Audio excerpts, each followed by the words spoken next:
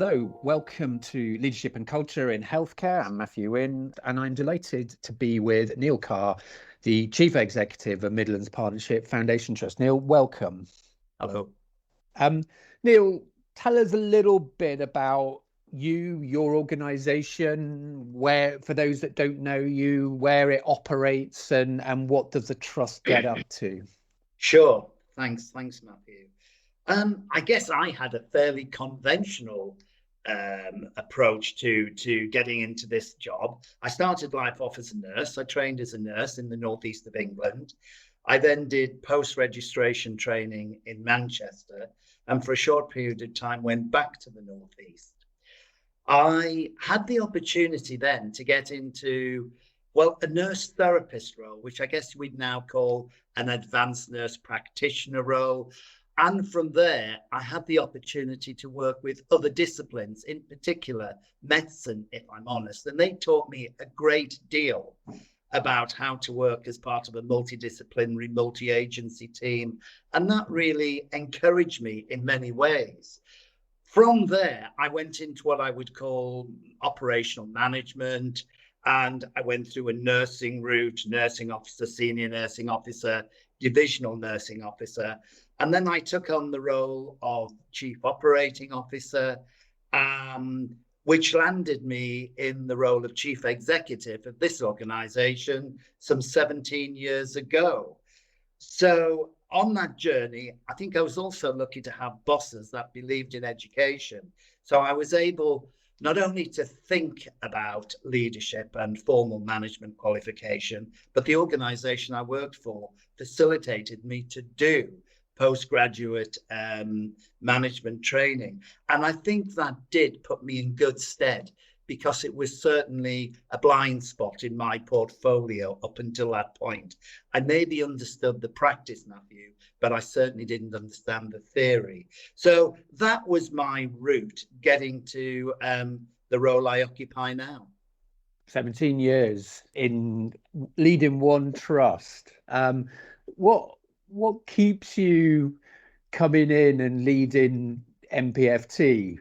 Because that's an impressive and unusual position to be in, Neil. Yeah. You know, it's easy to say it's the staff I work alongside, but genuinely, we have a culture here which is about challenging the status quo. We have a culture here which is about quality improvement. I was delighted that middle of last year, the trust achieved university teaching status. Now, at one level, that's an accolade, and that brings international and national research opportunities.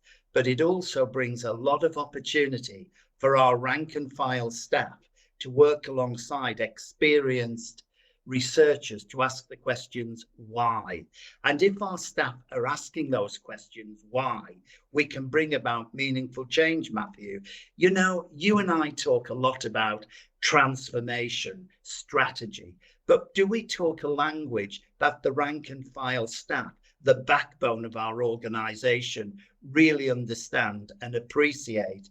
And for me, one of the things that's fundamentally important is that people like me spend time with people like them to understand, where are we now? Where are we looking to go to? What's the journey going to look like?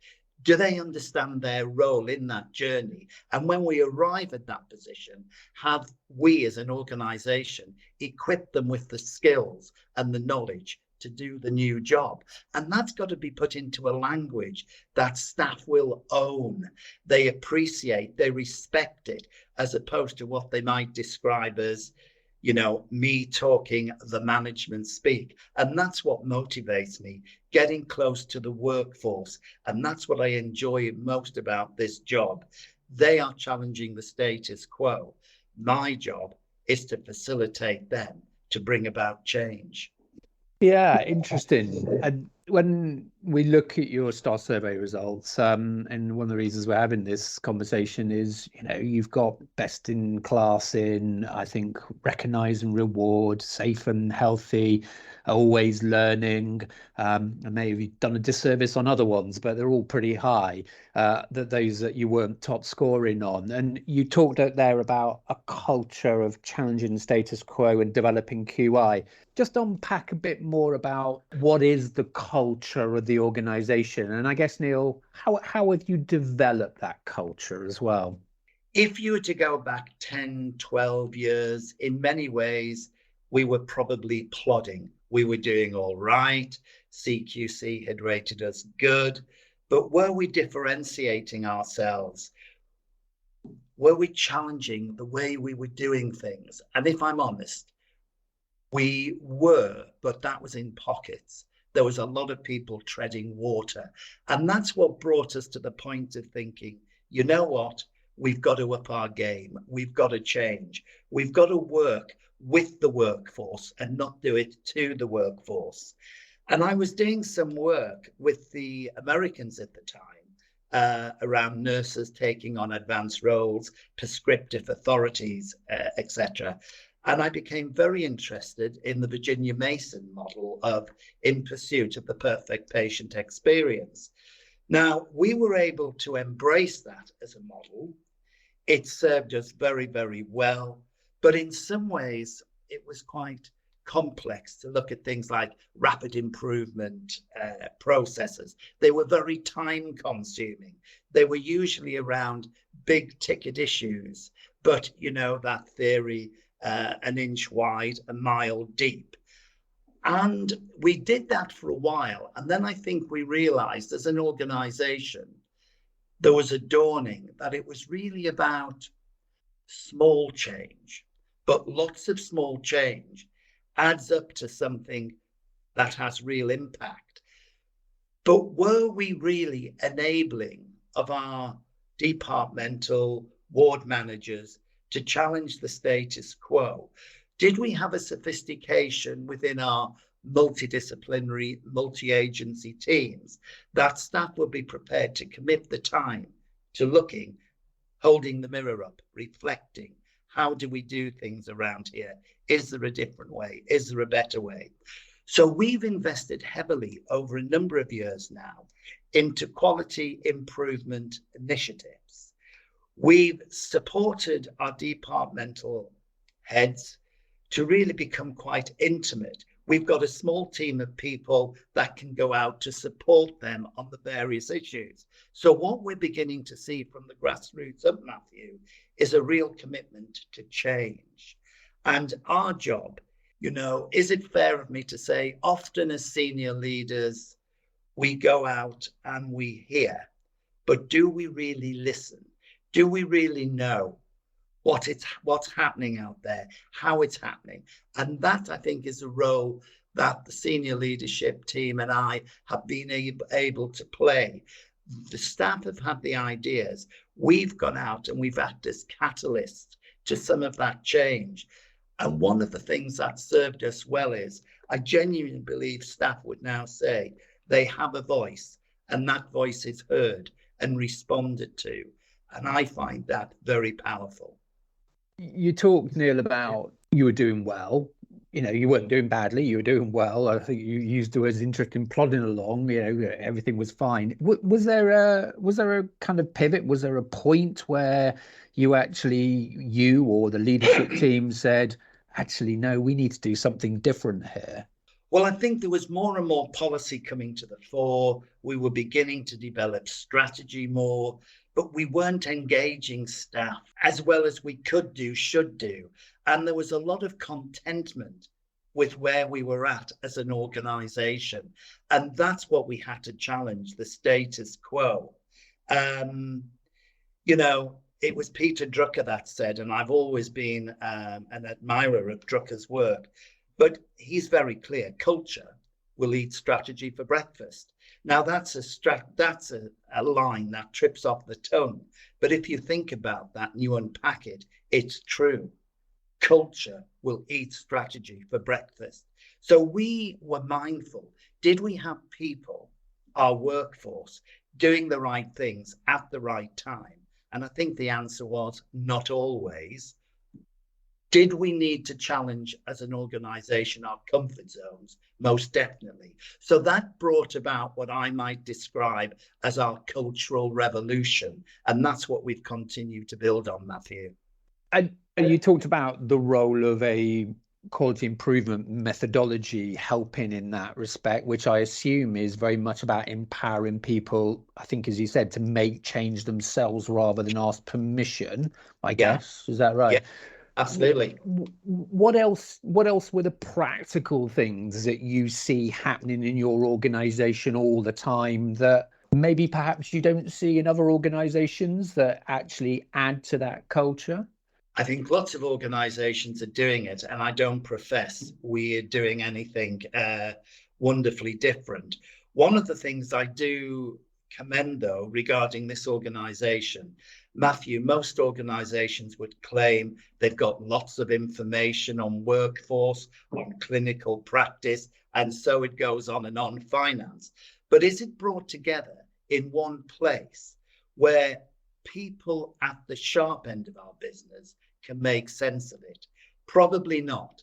I think within the board, we know how to draw it down from various sources. We've got people to help us. But does that information filter right down to the clinical level, to the team level when it comes to workforce, etc., for them to make informed decisions? And that wasn't happening. So one of the things we've done here, we've invested in looking at the data we collect, how we collect it, marshalling it, bringing it together. So it's as much use to a ward manager as it is to the director of finance or the director of workforce. Now, that's the journey we're on. I don't profess we've arrived, but that was one of the major issues for me. We had to get away from the anecdote and we had to introduce the science. So how are we doing? What are the issues? What is the evidence telling us? And I think that's the journey I commend the organization for being on, but I recognize others are doing it as well. And you talked about you being influenced by, having the benefit of your development and having the chance to do that postgraduate wise, etc. Yeah. When you think about what your role is and what your impact is in that, how would you describe that to our listeners? Well, my sense would be I'd experienced it, so I understood the benefits of it. I mean, I can think of a consultant physician and a consultant psychiatrist who really empowered me in the role of an advanced practitioner. They provided me with supervision. It was on the job learning as well. And that's as powerful as anyone going off to university. So one of the things, if I understand your question and if I'm answering it accurately, it really was a question of being clear. Well, what do we need staff to do? Have we equipped them with the right skill set, the right knowledge? Have we grown a critical mass of individuals? I played a role in developing mental health nurses in having prescriptive authority, but that wasn't universally accepted at the time. There were a number of people who thought nurses with prescriptive authority, so there were hearts and minds to win. It was a question of saying, well, look, if we take on these roles as a team, can we support one another? Medical practitioners, pharmacists have got a lot to teach and work alongside allied health professions and nurses in developing safe medicines optimization, just as a clumsy example. So I'd have the benefit of that. I'd have the legitimate and constructive challenge. And one of the things I felt I had a duty to do was to ensure that we created a critical mass of people that wanted to change the way we do things around here, to enhance the roles of people. And that's worked for us, Matthew, because that's allowed us to retain staff, to grow staff. So I'm incredibly proud of the fact someone can enter this organization as a staff nurse and over a small number of years become an advanced practitioner. But that takes a lot of effort on their part, but equally a significant amount of effort on other people's parts to nurture them, to facilitate them, to put opportunities in their way. And if that's what I had, and that's what I was keen to try and play my part in ensuring that others enjoyed. I hope that wasn't a rant, but a sense of what's important. That, Neil, to me sounds very much an important dynamic of bringing what you experienced as a clinician and someone who then rose through the ranks in terms of seniority and authority, I guess, into your chief executive role and the culture of how you do things. Would that be a correct way of kind of characterizing that? Absolutely, absolutely. And again, I don't say it for effect, but it's something I genuinely believe. It's not, why do I have the right to lead you? The question I think we've got to ask ourselves is, why would you want to follow me? And my sense is people want to follow people that they understand where they're at, they're engaged with them, they're moving forward together. And that's something that I had the benefit of in many of the leaders I worked with. They weren't doing it to me. They were doing it with me. We might call it co-production now. We might call it compassionate leadership. But the essence of it was, we're in this together and we want to make a difference together. And I think that's what was important to me on my journey. I experienced that compassion towards me. And that's what I think my fundamental role is in this organization, to set the tone for others. But it's an interesting dynamic, isn't it, of leadership, of not assuming people will follow you because of your job title, but actually following you because they trust you as a leader. That's pretty counterintuitive at times, isn't it? Because in my experience, that takes time, it takes energy, it takes trust, it takes relationships to build it. Yeah. All of things we rarely talk about in terms of being effective leaders, do we? Sure. But what you've just described there, Matthew, are all of the key ingredients that need to be in the pot if you're going to develop the right culture and allow an organization to grow. Absolutely essential. But I think that is fundamentally my role. As the chief exec, I probably have the time where others are very focused on precise issues. I probably have more time to be that agent of change, to be that catalyst, to go and offer reassurance, to go and explain the why. You know, I know many chief execs do it. There's nothing I like better than joining a team and for that team to say to me, hang on a minute, Carr, but just explain this again, and to get a constructive challenge. And you know, that to me is what makes a successful organization. We can challenge one another. So I understand the concept of positional power, but you and I know that's not sustainable.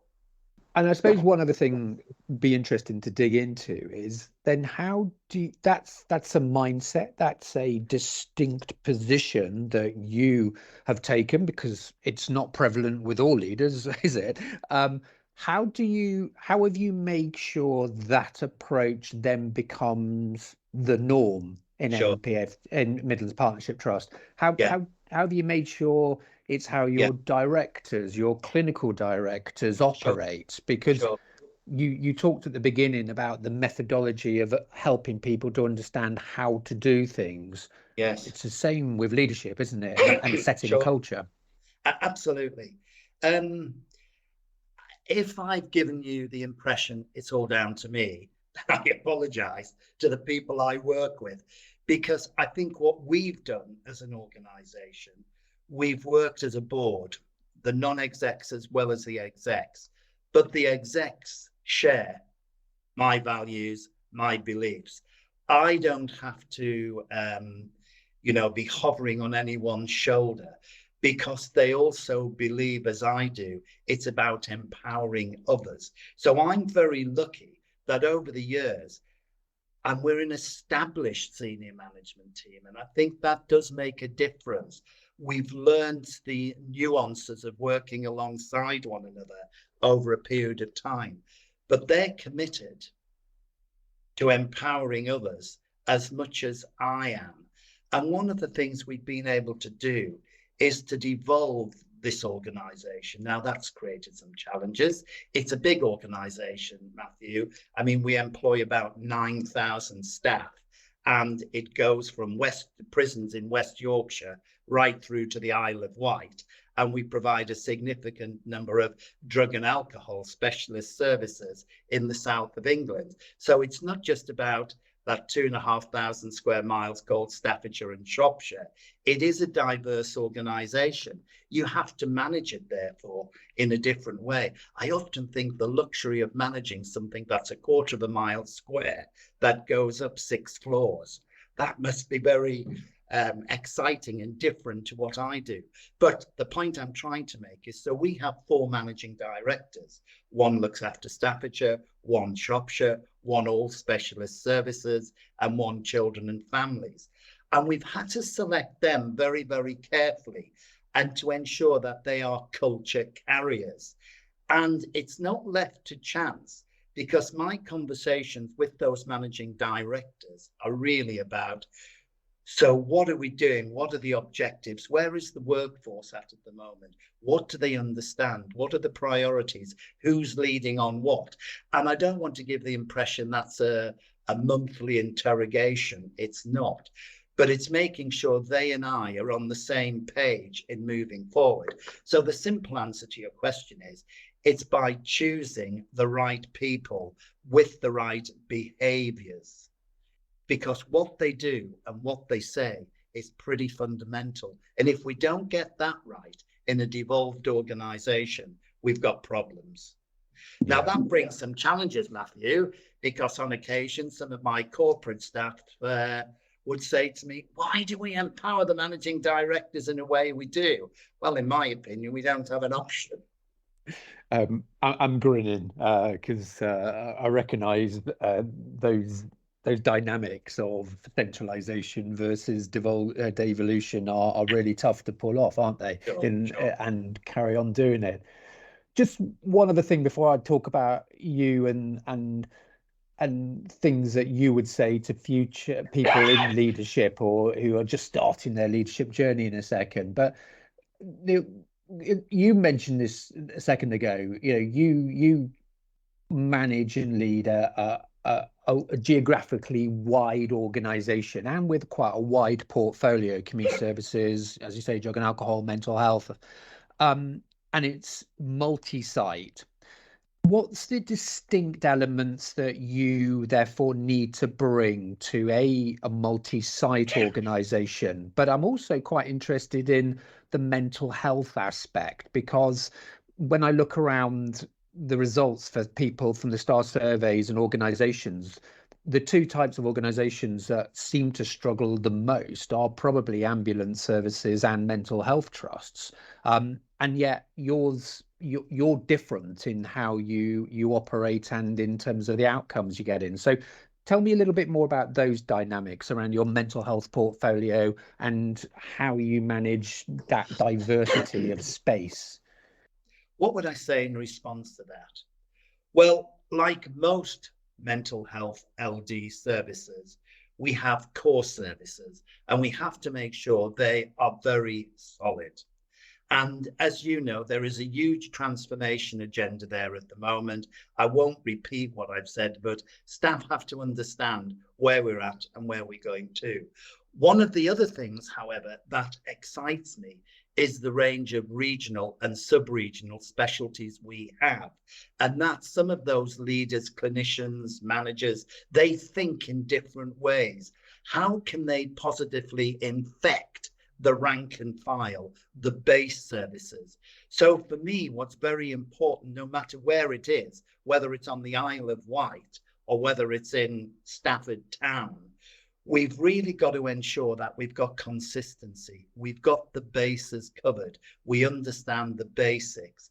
If we've got the basics right, then what we've got to be prepared to do is to devolve and ask colleagues to think outside of the box.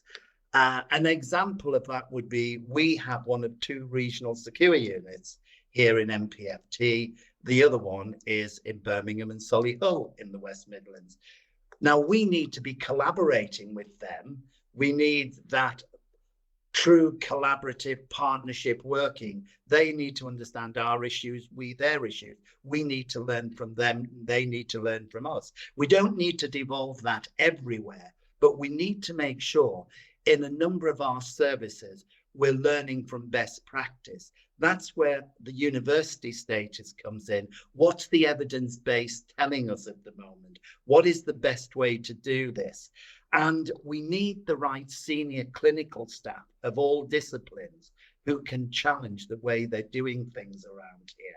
And that's something else that I think the executive team has to facilitate, is people to have a look at the bigger picture, to get out there. Where is good practice? Where is best practice? How do we bring it back? So I think what I'm saying, we cover the bases and the basics, but thereafter, we cut people slack. They've got to get out there and find out what good, what best looks like. They've got to go out there and partner, Matthew. I hope that makes some sense. That means a proportion of their time will be externally focused, not internally focused. Neil, just to kind of bring this to a close, you're a long-standing NHS leader. You said 17 years just leading your organization and lots of important leadership roles before then. What personally, you've talked about what excites you about the organization, the people, but what sustains you? What keeps you going as a leader? How do you do that? The honest answer is it's the diversity of what I do. You know, I could be talking about neurorehabilitation one day. I could be talking about discharge to assess the next. So it's that variety. It really is looking at social care as a part of this organization. There are 500 social care personnel work in this organization. They talk a different language to my first language of health. So being steeped in their language, of understanding their culture, their values, aligning the organization to it, that's what I find exciting. But it's the genuine, it's the warmth, Matthew. You know, I used to struggle with it when we used to describe MPFT as a family. But when I think about it, in all forms of a family, as I understand it, they're functional, they're dysfunctional, you know, they have people that act outside of the role they're ascribed. And that's the same inside this organization. So it's nurturing that family, that sense of belief, that sense of belonging. But I think any manager, any leader would say it. It's also getting away from work. One of the things my better half would say about me is, I live the job 24 hours a day and I need to let go. She's often critical of the fact that I spend too much time when I'm away from work, keeping half an eye on what's happening. So I need to learn to let go and get that real work-life balance if I'm going to continue to be a successful manager. So I take on board what's being said. But what I really love is being confronted by the issues that need to be resolved and playing my part in helping to resolve them, because staff will know if people like me, if I'm hearing what they're saying or if I'm listening to what they say. And it's when I'm able to respond positively is where I get most satisfaction. And we'll leave your work-life balance to your next appraisal with your chair, because and I'll make sure this gets published before it. But you know, letting go is, you know, really important.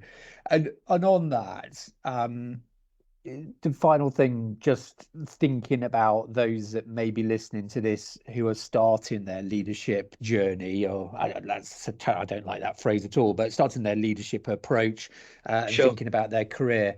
What would you say to them? What have you learned not to do? What have you learned that people must do more? as they grow in their leadership approaches in whatever grade they are in any organization? One of the things I would say at the moment is it's tough. And I don't see that getting any easier over the next period of time. It's really to understand the acuity of what we're dealing with now is such that I've seldom seen before. So recognize it's tough, but there's a lot of people to support you. It is one of the most rewarding experiences of my career, working alongside people and help to nurture them. So as you become senior in your career, don't forget your roots and make sure you are supporting the teams. What I would say, you must become intimate with that part of the business you're leading. Don't be superficial. Don't be tokenistic. Don't take a blanket approach. You've not only got to understand the bit of the business you're responsible for, you've got to be intimate with it. Staff have the right to expect that of you and all that goes with that. So I would say that's what's important. And I would say, make sure you're bringing all of the resources of an organization to bear to help you in what you're doing. You know, the workforce agenda, digital, it's massive. I would say the digital journey in this organization is one of the top 3 priorities, Matthew, for me. But I need to be talking to the experts around the IM&T agenda about the best way to do it. So there are people out there to help. Don't feel you've got to be an island. Go out and utilize the resources. Recognize it's tough. Recognize there are people to help you, and fundamentally ensure you're intimate with it, whatever it is in the leadership role you've got.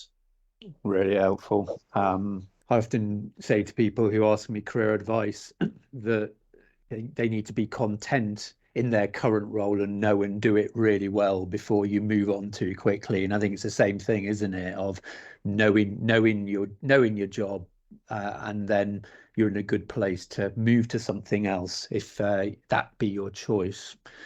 Neil, it's been fascinating listening to all things leadership and culture about Midlands Partnership Trust.